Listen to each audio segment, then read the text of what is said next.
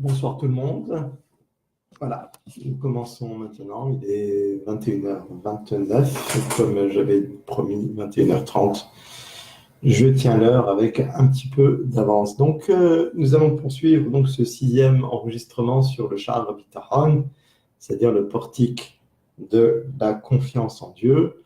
Nous avions abordé donc Motzei Shabbat, donc là c'est en début de semaine, une comparaison entre un alchimiste capable de transformer de l'argent ou de l'étain ou tout autre métaux, en particulier les métaux de faible valeur, en or, et que celui qui avait le bitachon avait, nous avions donné cette introduction, une supériorité par rapport à la personne par rapport à cet alchimiste. Et donc, nous allons commencer dans ce 6e enregistrement à aborder le premier de ces 10 supériorités qu'a celui qui a la confiance en Dieu par rapport à un alchimiste. Eh bien, nous commençons. Donc, la première supériorité qu'a celui qui a de la confiance en Dieu par rapport à un alchimiste, chez Baal, qui à Tsarir et Dvarim. Un alchimiste, donc remettons-nous dans le contexte du livre, c'est-à-dire au XIe siècle, donc, où on pensait que quelqu'un pouvait, avec certaines transformations chimiques, transformer n'importe quel métal en or. On peut y arriver, ça peut y arriver, mais pas avec les moyens de l'époque. Il faut des accélérateurs de particules pour faire des transformations complexes. Donc, le Baal Hakimia, donc l'alchimiste, lui, il a besoin, en fait, pour pouvoir exercer son pouvoir, il a besoin de matériaux spécialisés donc,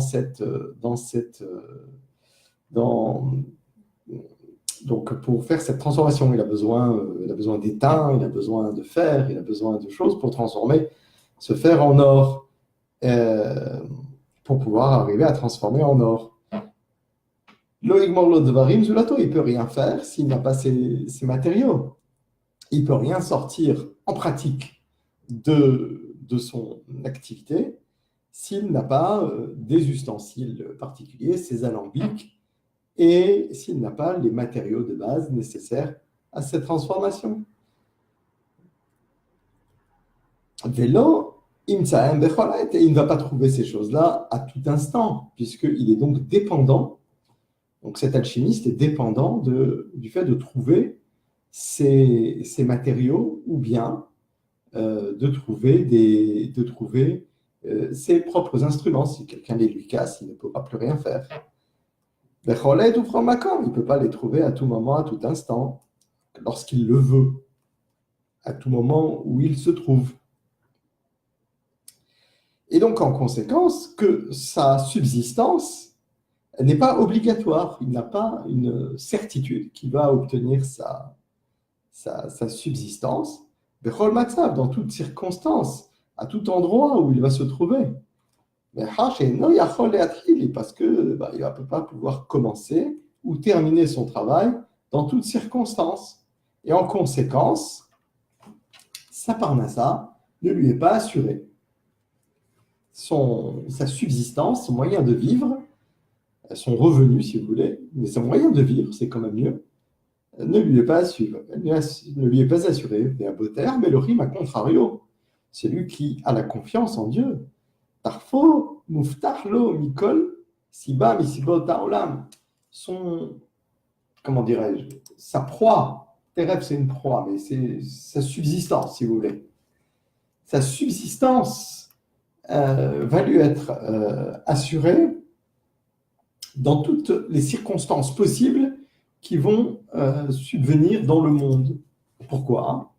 Parce que Akadosh Baruch Hu a la possibilité, donc le Saint béni soit-il, a la possibilité de présenter, de lui donner sa parnassa à tout moment, dans toutes circonstances, à travers tout moyen intermédiaire dont il va pouvoir bénéficier. Toute la parnassa qui va pouvoir lui permettre de subsister dans ce monde, que ce soit quelque chose de petit, que ce soit de grand, que ce soit peu, que ce soit beaucoup. En toutes circonstances, il va pouvoir, Akadosh Baruch Hu est la source, et va être la source de la parnassa, de la subsistance, en fonction de la volonté que le Créateur va pouvoir avoir vis-à-vis de cet individu.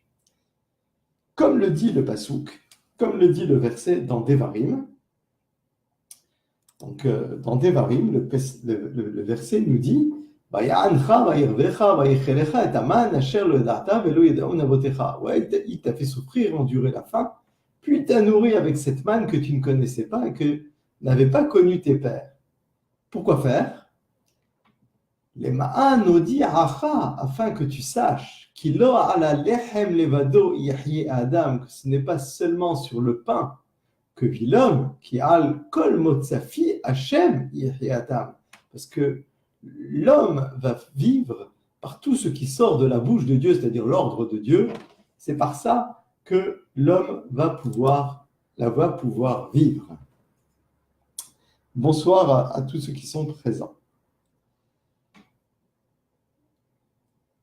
Donc, je reprends le verset qu'on vient de dire, comme le dit donc dans le verset que je viens de vous traduire, que Akadosh Baruch Hu leur a fait vivre des difficultés et ensuite leur a donné la manne, afin qu'ils sachent que ce n'est pas seulement sur le pain que l'homme va vivre, que l'homme, la vie de l'homme, elle n'est pas dépendante uniquement de circonstances naturelles et de la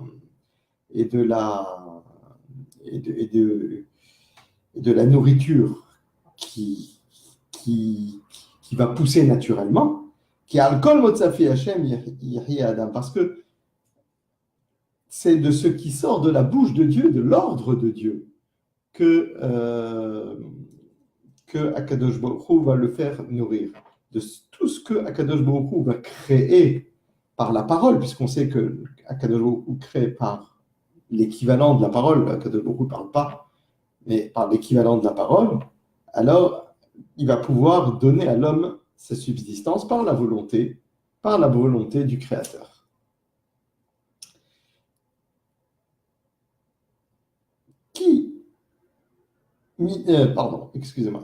Qui asevot enan nifsarot mimenu, parce que les circonstances, les raisons pour lesquelles il va pouvoir donner, les moyens par lesquels il va pouvoir donner la subsistance à un homme, par lesquels il va donner sa subsistance, qui se trouve en sa possession, enam nifsarot mimenu, il n'en manque pas du tout, il n'en manque pas, il en a des millions, il peut créer toutes circonstances possibles et imaginables pendant lesquelles il va pouvoir donner à l'homme sa subsistance, indépendamment des circonstances matérielles et naturelles dans lesquelles cet homme va vivre, et on va le voir par des exemples. Bechol ha'et uvchol makom, à tout moment, à tout endroit, caché yadarta, comme tu le sais, comme tu l'as appris. Et là, on va commencer à ramener des exemples. Midevar Eliyahu im ha'overim, dans l'histoire qu'il y a eu avec Eliyahu Hanavi, Zachor Letov, avec les corbeaux. Donc, dans cette histoire de Eliyahu Hanavi, Zachor Letov avec les corbeaux, lorsque Eliyahu Hanavi s'est caché dans un endroit qui s'appelait Nahal Kerit. Les Nahal, c'est pas une source, c'est comment ça s'appelle, un torrent. Donc un torrent qui s'appelait Kérit, qui était lointain, et les corbeaux lui apportaient sur place à manger chaque jour du pain, de la viande, de la cuisine, des cuisines du roi, qui s'appelait le roi à l'époque, il s'appelait Ahav. Alors, je vais vous raconter l'histoire avant de passer à la suite. À l'époque, donc on voit ça dans Roi 1. Donc, à l'époque du roi Ahav, qui avait contrarié, qui avait mis en colère, si on peut dire si on peut dire, Hachem par le fait qu'il faisait de la Avodah Zarah, qu'il faisait de l'idolâtrie, Gazar Eliyahu Navi a décrété, et donc Akadosh Baruch Hu l'a suivi selon l'ordre d'Hachem, Eliyahu Navi a décrété qu'il n'y ait plus d'eau, qu'il n'y ait plus de pluie, pendant 3 ans. Et Akadosh Baruch Hu lui a ordonné d'aller se cacher du fait des ordres du roi Ahab qui voulait le tuer, dans cet torrent là-bas, dans cet endroit qui s'appelait Nahal Kerit. Et Hachem, pour le nourrir, puisqu'il était isolé, il n'avait pas moyen de subsistance, il a ordonné à des corbeaux de le nourrir, de nourrir Eliyahu Navi, et ils apportaient 2 fois par jour du pain et de la viande, et ils buvaient de l'eau de la source, du torrent, comme on le voit dans Mélachim, dans les Rois 1, chapitre 17. Donc ça veut dire que même dans un endroit lointain, Akadosh Baruch Hu s'est efforcé de prodiguer la subsistance à Eliyahu Hanavi. On le voit également dans un autre exemple qui nous est rapporté maintenant, que cette femme veuve, Isha Almana, cette veuve, et dans l'histoire donc de cette femme qui était une femme veuve et qui avait une sorte de gâteau et des cruches d'eau, donc des galettes, une sorte de galette et de cruches d'eau. Lorsque Eliyahu Hanavi était dans le désert, et on va raconter l'histoire maintenant, dans quelques instants, alors Akadosh Baruch Hu lui a fait envoyer ces sortes de gâteaux et des cruches d'eau, et il a mangé, il a bu, et par l'intermédiaire du fait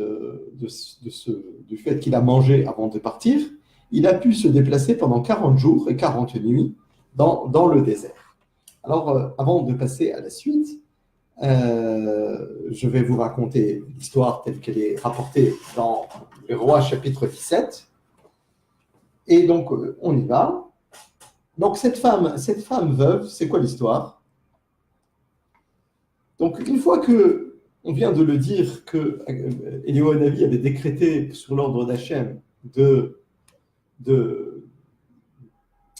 faire une sécheresse pendant 3 ans, alors le torrent s'est asséché. Il n'y avait plus d'eau, donc il fallait bien qu'il subsiste. Et donc, pendant cette sécheresse, à la fin pendant cette sécheresse, Eliyahu Hanavi est parti suivant l'ordre d'Hachem, voir une femme veuve dans la ville qui s'appelait Tsarfat, comme la France, mais ce n'est pas la France, c'est la Tsarfat, à Smouchal et Sidon, donc à côté de Sidon, qui est aujourd'hui au Liban. On bikesh mimena me'atmaim, et il lui a demandé un peu d'eau. Vesheta assez l'eau patlechem, qu'elle lui fasse du pain. Alors elle lui a dit, Tomer, elle lui a répondu, Hay Hashem Elokecha, im yeshli maog, par le Dieu vivant que tu sers, je n'ai pas une seule galette. Ki im elokaf kemach bekad, bakad, mais rien qu'une petite poignée de farine dans une cruche.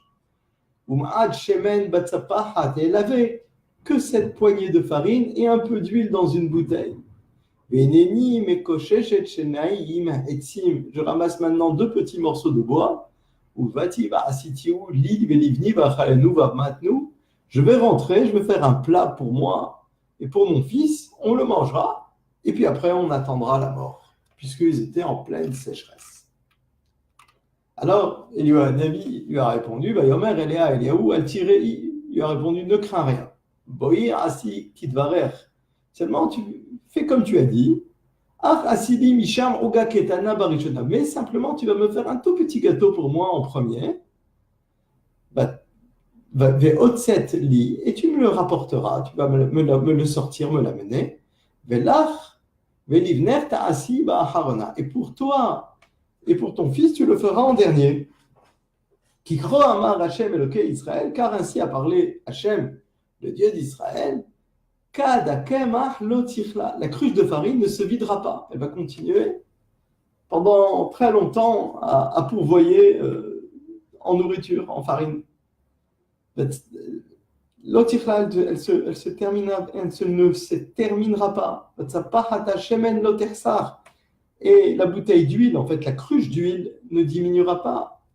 Adiom, tet Hashem Geshem, jusqu'au jour où Hashem donnera la pluie, al pene Adama, sur la surface de la terre. La terre va assez kidvar Eliyahu. Alors elle l'a cru, elle a fait comme avait demandé Eliyahu Hanavi.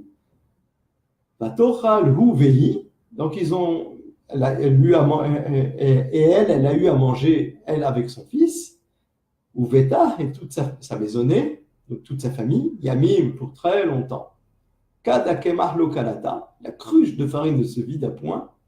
Vatsapahat hashemen lo haser, ni la bouteille d'huile ne diminua. Kidvar Hashem, Asher Dibier, Beyad Eliyahu, comme l'avait dit Akadosh Baruch Hu par l'intermédiaire de Eliyahu Hanavi Zachor Letov.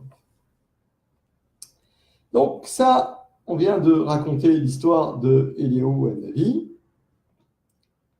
Et donc on voit, juste je reprends, Are she'en ma'atzor l'Hashem le'oshia u'lchalchel et veriyotav.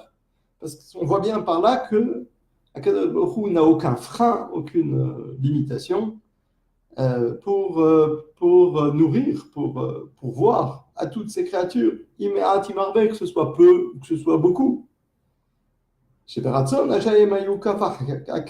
que par là, on a bien vu dans l'histoire que je viens de raconter, qui est dans les rois, comment par la volonté d'Hachem, cette cruche de farine, et ce petit peu d'huile, ce fond d'huile, ont été les intermédiaires, les moyens qu'a utilisé Akadosh Baruch Hu pour donner la parnassa, pour faire subvenir aux besoins de Eliyahu Hanavi, mais surtout de cette dame et de son fils et de sa maison. Alors, donc on voit bien dans ce deuxième exemple encore que ce n'est pas la confiance qu'a eu Eliyahu Hanavi. Donc la confiance qu'a eu Eliyahu Hanavi et cette femme et cet enfant qui ont sacrifié un petit peu pour Eliyahu Hanavi, donc la confiance en Dieu qu'ils ont eue, leur a apporté beaucoup plus que ce que peut apporter cet alchimiste qui lui est dépendant des matériaux qu'il pourrait ou ne pas trouver. Alors, on continue.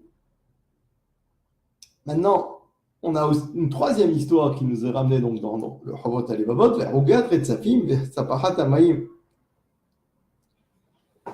quand Eliyahu était dans le désert, alors, donc une fois qu'il est parti, Akadosh Baruch Hu lui a amené ces petits gâteaux et des cruches d'eau. Et il a mangé, il a bu par cette chose-là pendant 40 jours, 40 nuits. Donc ça, c'est le troisième élément que nous allons rapporter. Alors là, on se retrouve dans une autre époque. Vous vous rappelez que Eliyahu Hanavi, on le raconte plusieurs fois dans les Haftarot. Eliyahu Hanavi, à l'époque, les Juifs, les Israélites, puisque c'était toutes les tribus, faisaient donc l'idolâtrie. Et Eliyahu Hanavi a convoqué les prêtres du Baal et leur a posé un défi pour dire qui allait faire brûler un sacrifice avec du feu qui viendrait du ciel.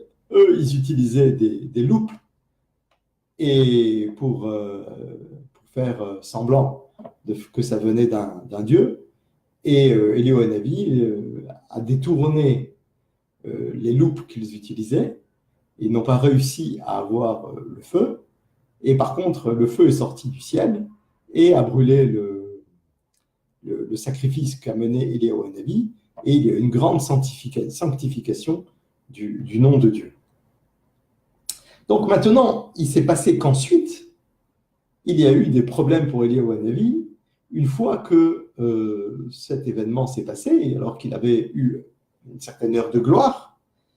Et pourtant, de quoi s'agit-il? Une fois qu'Eliyahu Hanavi a sanctifié le nom de Dieu, donc au Carmel, et il a tué tous les Névi à Baal, tous les faux prophètes du Baal, alors il s'est enfui du fait de Isével, la femme du roi Ahav, qui voulait le tuer.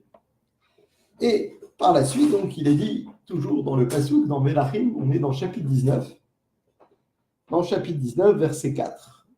Et les suivants, mais où alors Bamidbar? Et donc, Eliyahu Hanavi est parti dans le désert.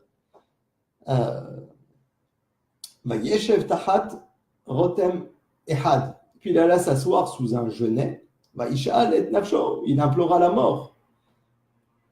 Et Nafsho Lamut, pour mourir. Il va Yomer, Ravata Hashem, Kach Nafshi, ça suffit Hashem. Oh mon Dieu, prends mon âme, prends ma vie. Ki lotov anochi, mais avotai, car je ne suis pas meilleur que mes pères. Vaishka Vaishan Tahat Rotem Ehad. Alors il s'est couché, il a dormi sous ce genêt et il s'est endormi.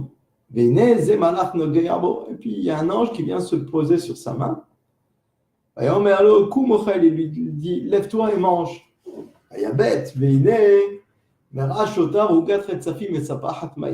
Il regarda, il s'aperçut près de sa tête un gâteau cuit à la braise. C'est un gâteau cuit à la braise. Et un vase plein d'eau. Et qu'est-ce qu'il fit? Alors il mangea, il but, puis il se recoucha.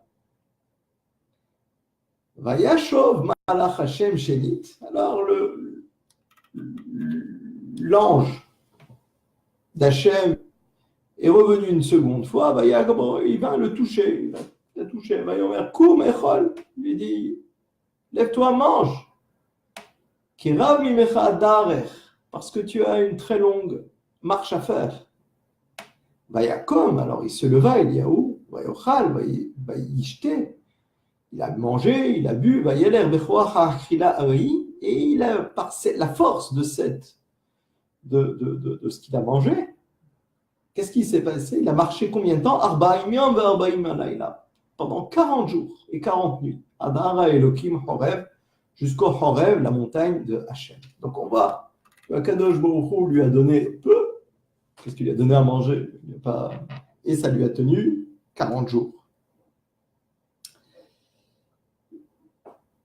Donc je termine cette partie. Arrêt chez Hachem. Donc voici donc Hachem. Il a donné à Eliyahu, qui avait confiance en Dieu, évidemment, sa parnassa, sa subsistance, même dans le désert, par des intermédiaires extraordinaires que nous venons de voir. Voilà, ça c'était la troisième histoire que nous avons racontée. Et maintenant, nous allons poursuivre. Une fois qu'on a terminé avec Eliyahu, juste un peu avant, là-bas, dans Melachim, donc dans le livre des rois, roi 1, il y a deux parties dans les rois, il y a roi 1 et roi 2, Udvar, Ovadiahu et Imaneviim. Et donc, on voit aussi l'histoire de Ovadiahu avec les prophètes.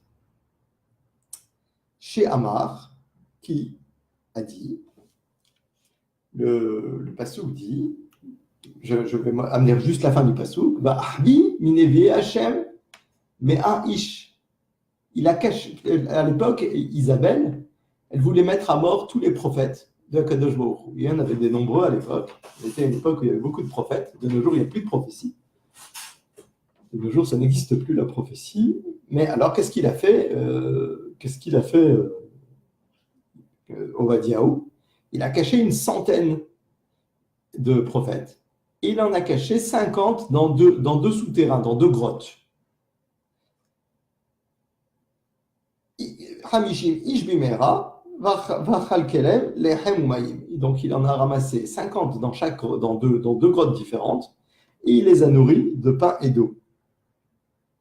Alors, Donc il les a cachés là-bas, sans une centaine de prophètes, parce que Isabelle voulait les tuer. Il les a séparés en deux camps, 50 dans une grotte et 50 dans une autre grotte, chacune dans une grotte différente. Et il les a nourris avec du pain et de l'eau. On voit que donc, quel que soit l'endroit où on se trouve, le Akadosh Baruch Hu donne à ces personnes-là qu'il a décidé de sauver, cette centaine de prophètes, il leur donne d'une manière ou d'une autre leur moyen de subsistance. Même quand ils se trouvent dans une grotte, un endroit un peu profond, qui a une difficulté importante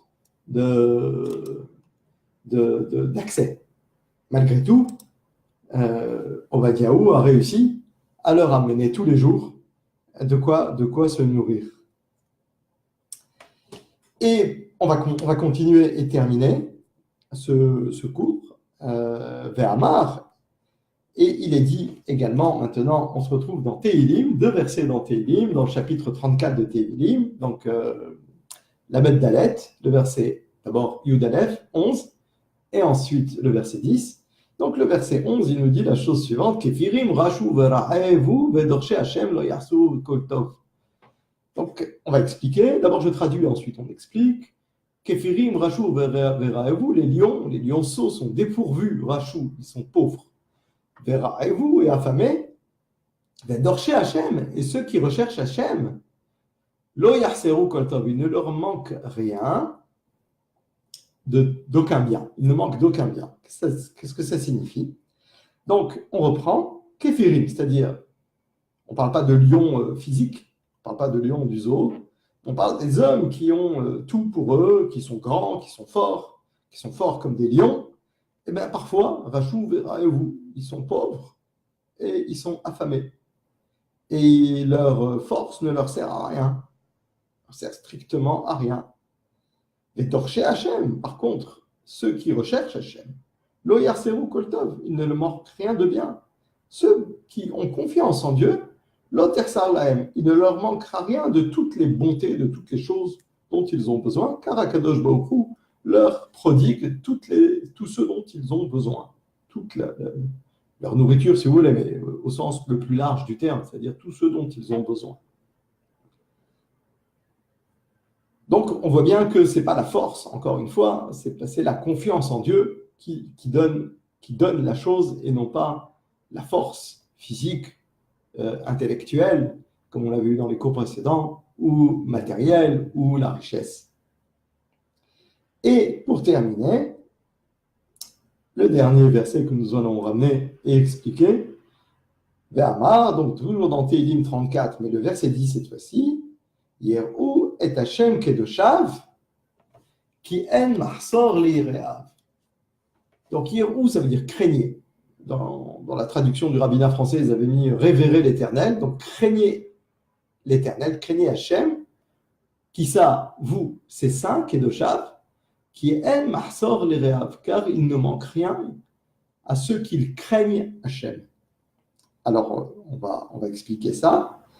Vous, les saints, c'est-à-dire ceux qui ont confiance en Hachem, vous, les saints d'Hachem, craignez Hachem uniquement, ne craignez rien d'autre. Et ne craignez surtout pas qu'il vous manque quoi que ce soit dans votre vie. Qui aime Mahsor l'Ireav, parce qu'il ne manque rien à ceux qui le craignent. Il ne manque rien à ceux qui craignent Hachem. Et on va bien l'expliquer dans les détails. Parce que du fait que vous n'allez faire que ce que Akadosh Baruch Hu a demandé, alors lui, vous n'allez faire que sa volonté. Oui, assez. Lui aussi, il va faire vos besoins, il va remplir vos manques. Parce que c'est comme ça le chemin de Akadosh Baruch Hu, c'est comme ça qu'il a créé le monde. Tout celui qui demande d'Hachem, tout celui qui attend d'Hachem, tout celui qui est dans la confiance d'Hachem, alors Akadosh Baruch Hu lui donne la chose. Parce que lui, il attend que Hachem lui donne, alors Akadosh Baruch Hu va lui donner. Mais celui qui demande, qui fait des choses pour Akadosh Baruch Hu dans l'attente que Akadosh Baruch Hu lui fasse du bien, alors, qu'est-ce qui va se passer si quelqu'un fait, il attend qu'Akadosh Baruch Hu lui fasse du bien uniquement parce que lui, il a fait quelque chose, alors Akadosh Baruch Hu, il va commencer à scruter un petit peu cette personne-là, à voir dans les détails son comportement, pour voir si effectivement il va pouvoir lui donner des choses avec abondance. Il va être médakdek, il va commencer à être pointilleux avec cette personne.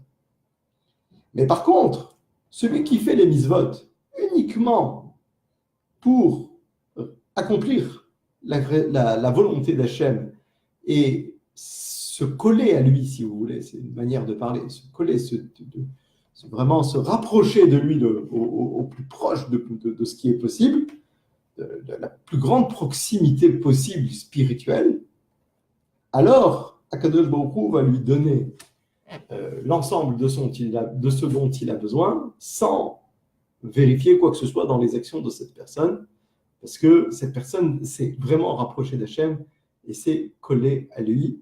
Cette dernière explication est au nom du Alcher Akadosh, qui était un rave extrêmement important qui vivait au XVIe siècle dans la ville de Tzfat de Safed, dans le nord d'Israël. Voilà, nous en avons terminé avec cette première supériorité qu'a la personne qui a confiance en Dieu par rapport à l'alchimiste. Rappelons bien sûr que le livre Havot HaLevavot a été écrit au XIe siècle, et donc à l'époque on parlait beaucoup d'alchimie. Nous, aujourd'hui, on pourrait faire des analogies avec d'autres sujets. Et donc, nous en avons terminé. J'espère pouvoir donner le prochain enregistrement Motsai Shabbat vers la même heure.